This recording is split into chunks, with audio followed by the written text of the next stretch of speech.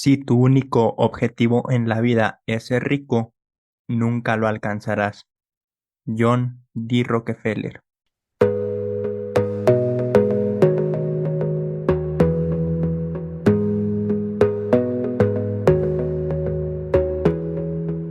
Te doy la bienvenida a tu espacio y nuevo episodio del podcast Recupera tu riqueza.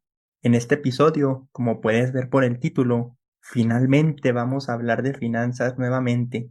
Más específicamente, ¿qué es realmente el dinero? ¿De dónde viene? ¿Y cómo llegamos al punto actual de la economía? Porque descubrirás que tal vez no es realmente lo que pensabas el dinero. Así que ve por un poco de agua o una bebida de tu elección y comencemos. Tal vez ya sabrás, pero antes de existir el dinero, el mercado se manejaba de una manera diferente. Existía lo que era el trueque, que esto consistía en intercambiar productos por otros. Por ejemplo, si tú eras pescador, obviamente necesitabas otros alimentos como pescado, leche, queso. Entonces, tú como pescador intercambiabas lo que pescabas con el granjero, por ejemplo. Intercambiabas el pescado por quizás huevos. Entonces determinaban cuánto valía el trabajo de cada uno y hacían el intercambio para así satisfacer ambos su necesidad. Cuando apareció el dinero, este tenía por objetivo que ya no se cargara con todo, pues los productos que se fueran a intercambiar. Se reemplazó pues el trueque por monedas y eventualmente por billetes, ya que entre otras cosas era más fácil de llevar. Pero ¿quién determinaba o cómo se determinaba cuántos pescados, por ejemplo, eran necesarios para intercambiar por un kilo de huevos, digamos, o cuántos huevos podrían ser el equivalente a un pescado?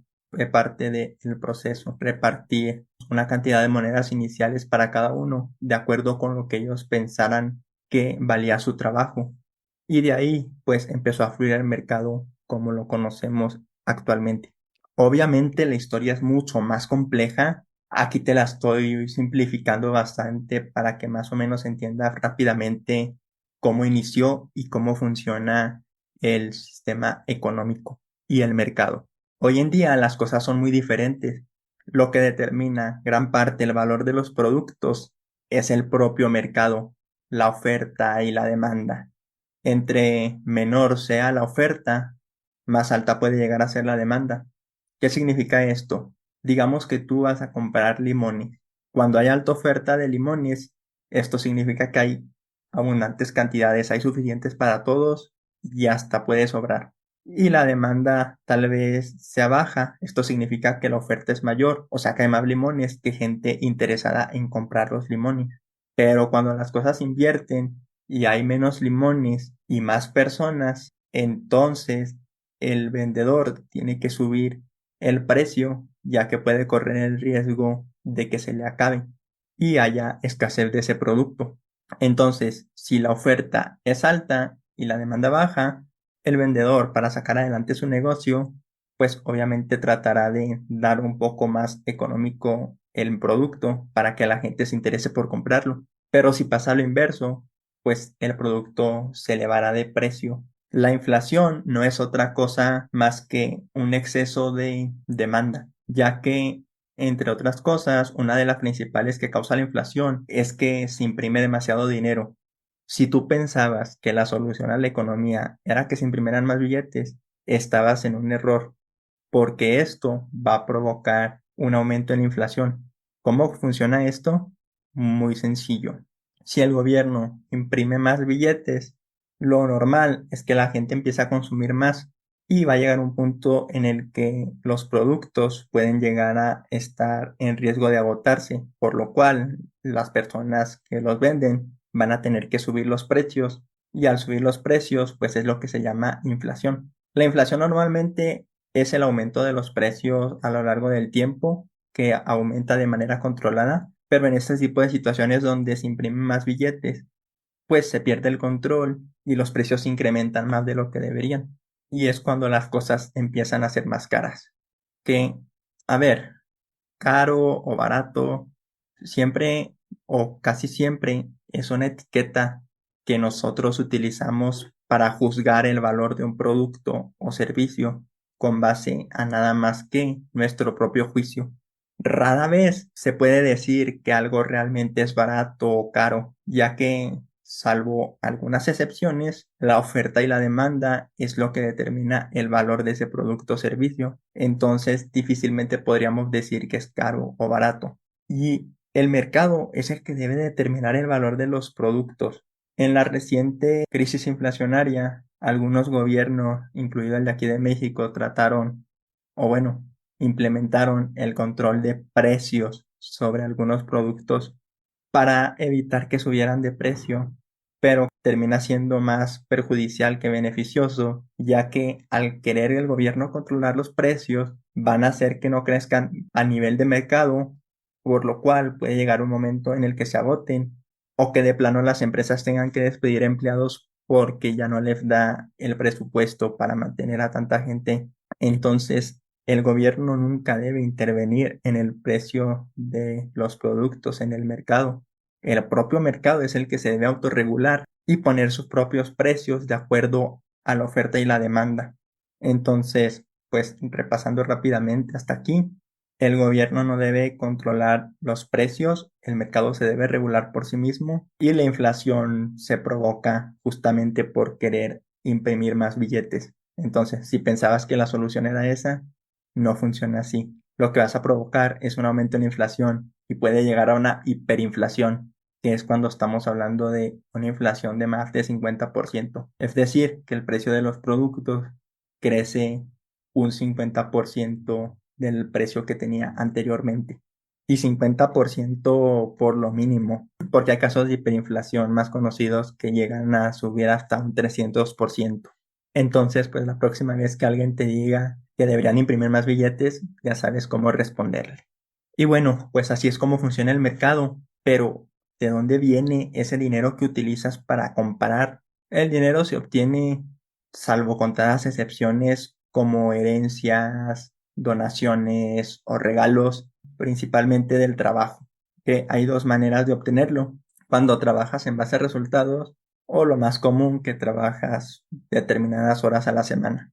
Cuando trabajas por resultados, tú inviertes determinado tiempo para sacar adelante el trabajo y de acuerdo con los resultados es lo que se te paga. En el caso de cuando trabajas por horas, pues es muy sencillo. Tú vas a la oficina una determinada cantidad de horas a la semana y te pagan una cantidad fija por las horas trabajadas. Entonces, ambas son un poco diferentes en cuanto a la opción de cuánto dinero ganas, pero se parecen en que necesitas invertir tiempo para obtener ese dinero. Y es que se vuelve literal la frase de el tiempo es dinero. De hecho, la riqueza financiera no se mide en dinero, sino en tiempo. Pongamos como ejemplo el fondo de emergencia.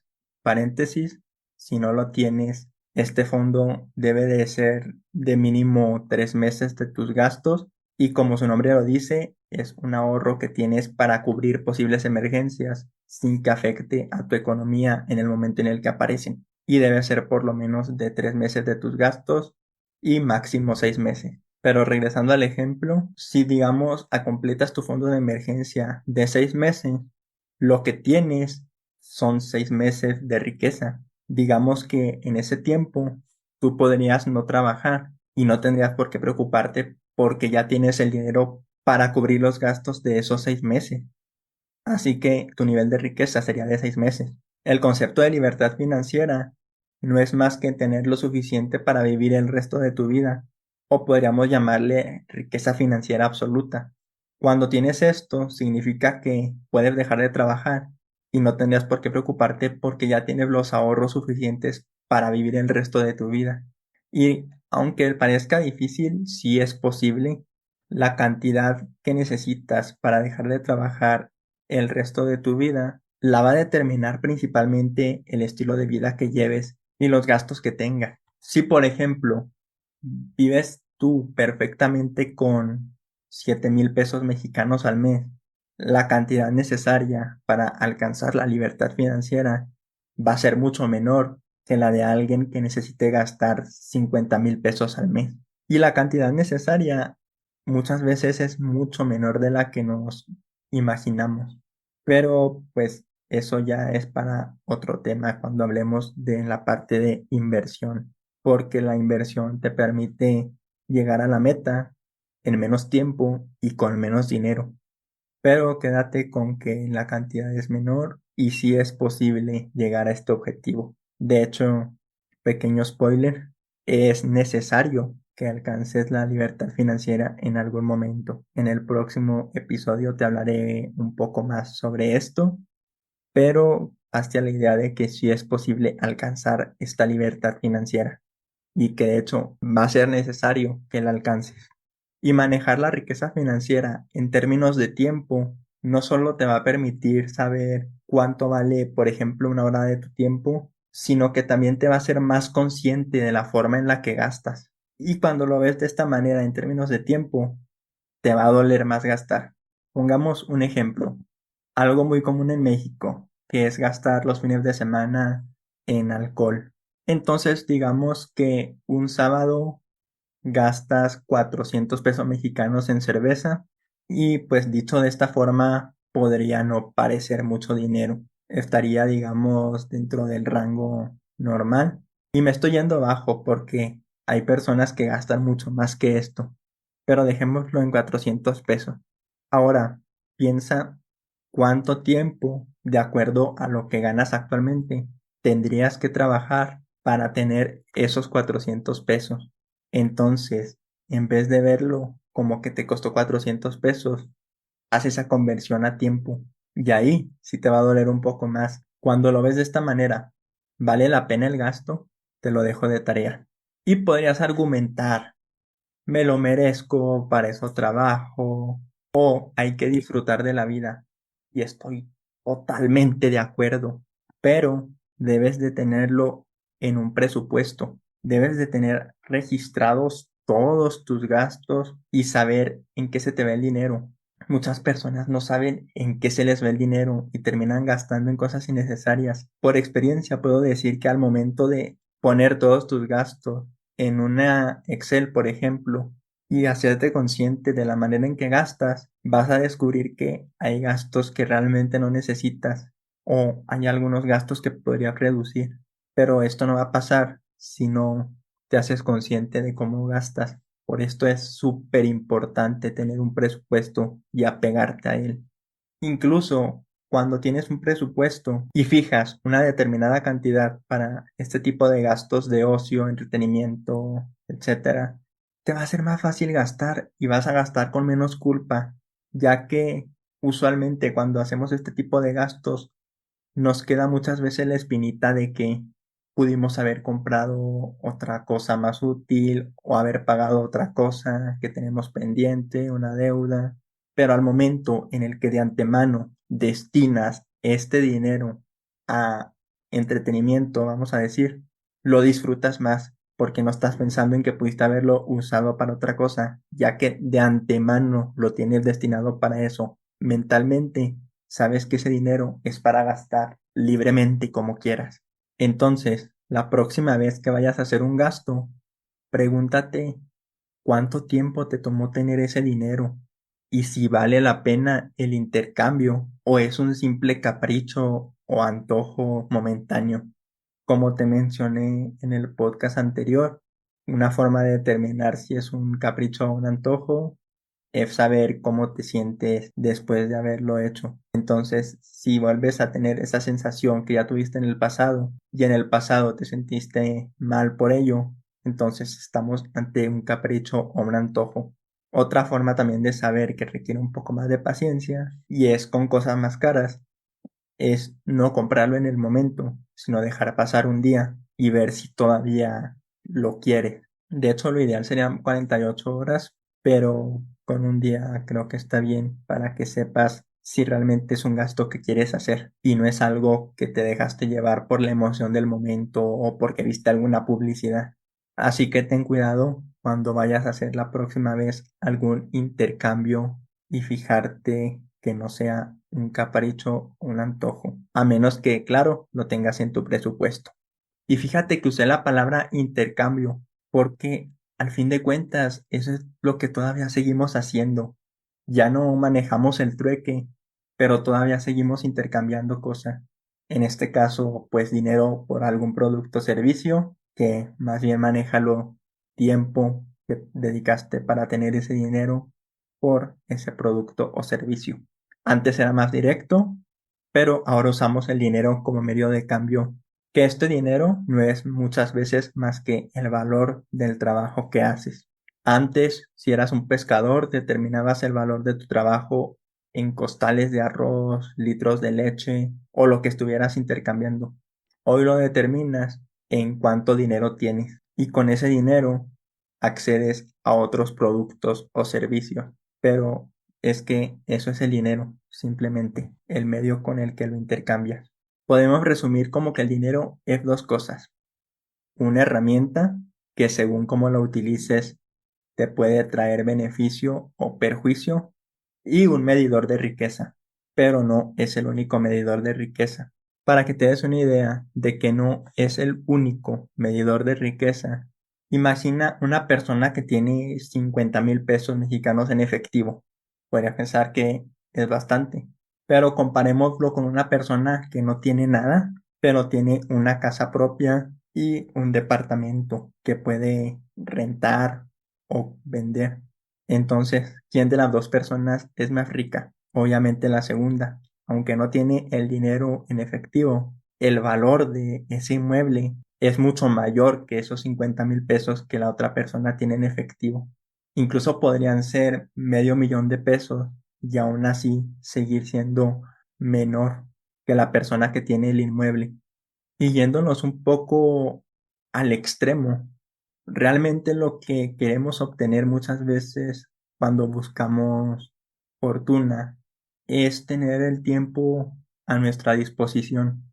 Entonces, con este ejemplo, digamos que una persona tiene una granja y solamente tiene que dedicarse a producir pues la comida y la leche, tal vez ir a conseguir un poco de agua a un pozo, pero fuera de eso tiene todo el tiempo para pasar con su familia. Podríamos considerar que esta persona es más rica que muchas personas exitosas, ya que tiene algo que muchas de estas personas no tienen, y es libertad sobre su tiempo. Y muchas personas que se consideran exitosas, créeme que soñarían con tener algo del tiempo que podría llegar a tener esta persona. Pero el éxito financiero no es igual para todos. Y debo decir que esto es algo que me costó trabajo asimilar. Yo pensaba que todos soñaban con viajar y ser millonarios, pero resulta que no es así. Hay personas que preferirían tener más tiempo para estar con sus familias, aunque eso les implicara tener que reducir un poco su salario y vivir, digamos, pues con un nivel de vida adecuado, pero sin nada lujoso o sin nada más de lo que realmente necesitan. Y esto es completamente válido.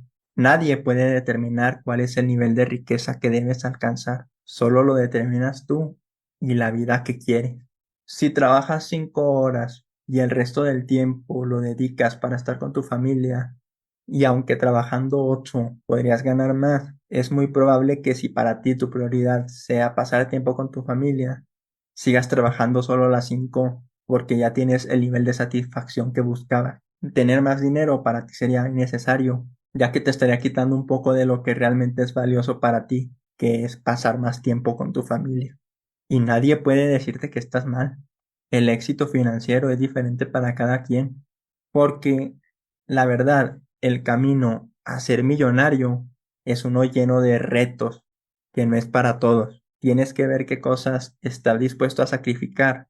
Pero si tú sueñas, por ejemplo, con poder viajar por el mundo o tener tu empresa, entonces técnicamente no estarías sacrificando mucho porque estás centrado en tu prioridad, tus objetivos y lo que haces día a día está enfocado en llegar a esta meta, en hacer tu sueño realidad. De acuerdo a tus sueños y prioridades, tú eres la única persona que puede determinar cuando alcanzas el éxito financiero. Nadie puede decirte que eres muy ambicioso, muy ambiciosa o que eres conformista. Mientras logres tener la vida que tú quieres, la opinión de nadie más importa. Y hasta aquí el episodio de hoy. Muchas gracias por escuchar. Ya hacía falta retomar el tema de las finanzas en este canal. De todo lo que vimos, con que apliques una cosa, me doy por bien servido. A mí me gustaría que empezaras a hacer esta conversión de dinero en horas y notaras un cambio en la forma en la que gastas. Cuando lo empecé a hacer yo, fue totalmente diferente. Y pues como siempre, comparte este episodio si te gustó y o sientes que te aportó algo nuevo. Y si llegaste hasta aquí, coméntame con tus propias palabras para ti qué es el dinero. Me interesará mucho saber la respuesta. Recuerda que el dinero no es bueno ni malo y debes hacer las paces con él lo más rápido posible si en verdad quieres tener éxito.